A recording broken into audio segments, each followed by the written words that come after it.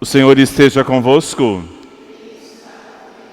Proclamação do Evangelho de Jesus Cristo segundo Marcos. Naquele tempo, Jesus entrou de novo na sinagoga. Havia ali um homem com uma mão seca.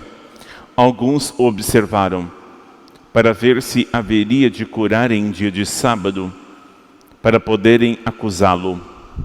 Jesus disse ao homem de mão seca: levanta-te e fica no meio. E perguntaram-lhe: é permitido no sábado fazer o bem ou fazer o mal? Salvar uma vida ou deixá-la morrer? Mas eles nada disseram.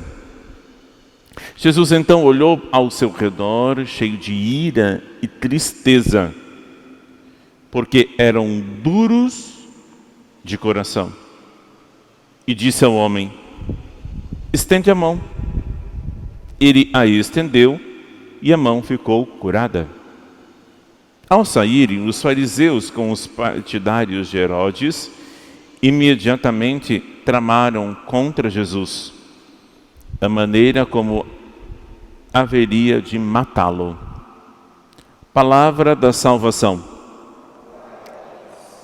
Glorioso São José, que fostes exaltado pelo Pai, obedecido pelo Verbo encarnado, favorecido pelo Espírito Santo, amado pela Virgem Maria.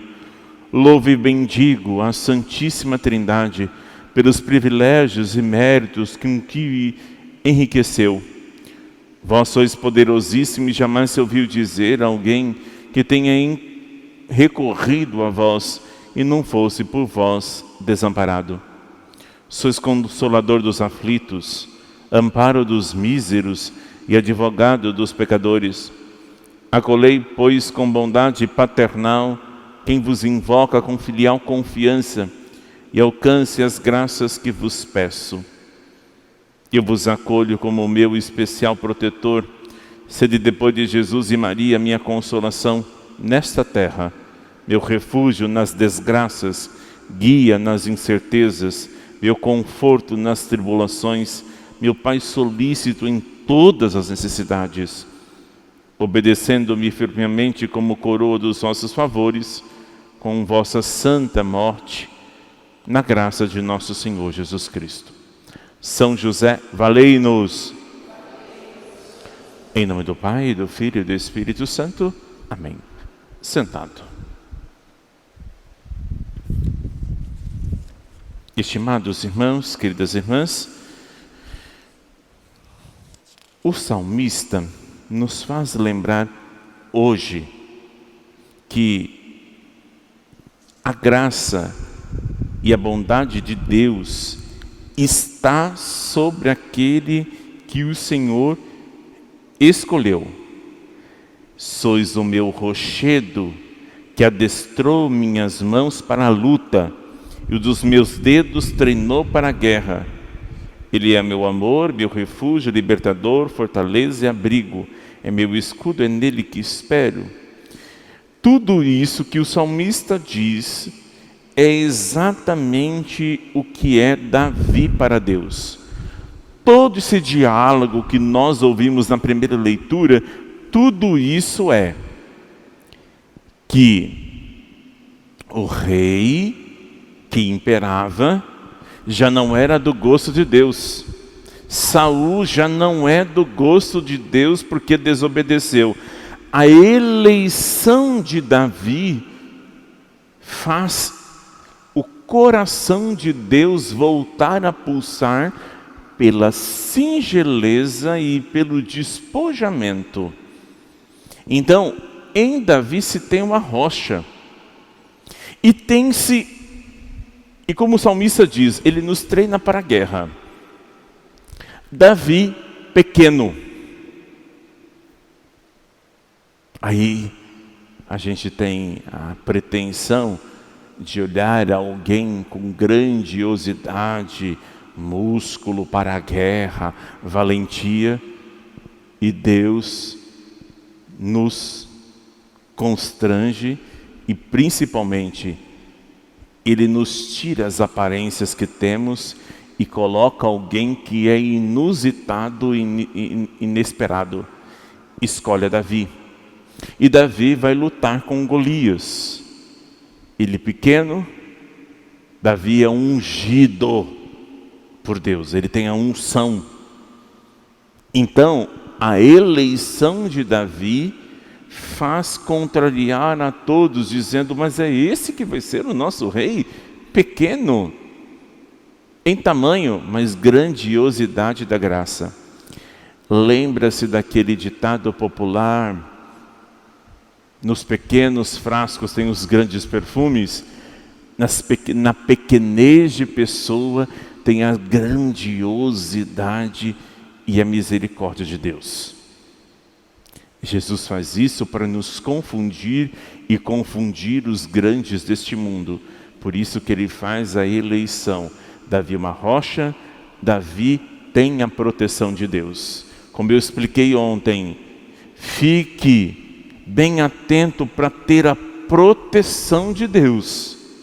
Porque se Deus tirar a mão, faz igual Saul: eu rejeito o teu reinado.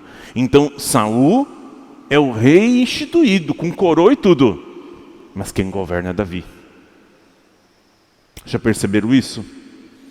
Tem alguns lugares que alguém que tem o título de coordenador, o título de tal coisa, mas quem faz a parte de organização, quem faz a parte do reinado, não é aquele que é instituído, é aquele que é dado por Deus. Por isso que falamos de Davi. No Evangelho, hoje vem nos falar da ira e da compaixão. Jesus então olhou ao seu redor, cheio de ira e tristeza. Jesus tem ira e tristeza quando o nosso coração está endurecido. 2 relatos do Evangelho. Primeiro, ele estava numa sinagoga, no lugar da leitura da Torá. E no lugar da leitura da Torá, o coração daqueles fariseus estavam secos, endurecidos. Então Jesus tem ira. Jesus tem ira de nós quando a gente foge do nosso desejo maior, que é se unir a Deus, e a gente fica com picuinhas, com coisas pequenas. E aí vai endurecendo o nosso coração, porque a gente vai fazendo as coisas dentro da casa de Deus simplesmente por rotina e não por amor. O problema daquele coração seco é um judaísmo que não tem o Espírito Santo, aquele judaísmo que não tem mais a glória de Deus, aquele judaísmo que é preceito, aquele judaísmo que diz assim: é missa de preceito ou não é missa de preceito? Ah, se não for preceito, eu não vou. É aquele judaísmo do salário mínimo, aquele judaísmo mesquinho. Então, na sinagoga, havia um homem com mão seca, literalmente com a mão seca. Aquele homem não tem nome, se não tem nome somos nós. Como diz São Beda, a mão seca reflete o interior seco, duro. A secura daquele homem era a avareza. A avareza simboliza as obras. Eu venho, eu faço, mas eu não tenho obra. Então eu olho na minha vida, não tenho nenhum pecado. Mas eu não tenho obras. Nem obras de misericórdia, nem obras de misericórdia corporal e nem espiritual. E eu estava vendo ontem o filme de Garabandal, e Nossa Senhora diz para a menina, a Conchita, Nossa Senhora diz assim: você mentiu. E você vai negar o que eu estou dizendo para você.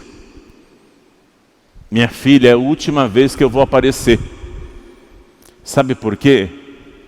Porque você está de mãos vazias. Você não tem obras. Se você não tem obras, eu não posso te apresentar ao meu filho.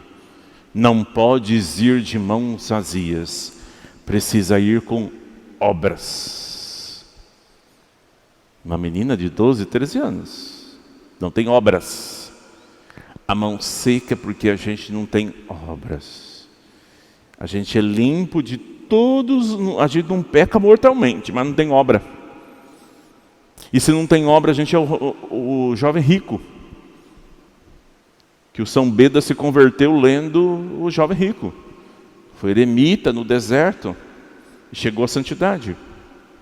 O coração fica duro, a mente fica duro e a gente fica enrijecido. Porque a gente não tem a graça.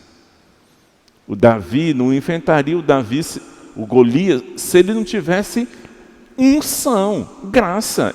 É o Espírito Santo que toca em nós e faz olhar para os outros como Deus nos olha.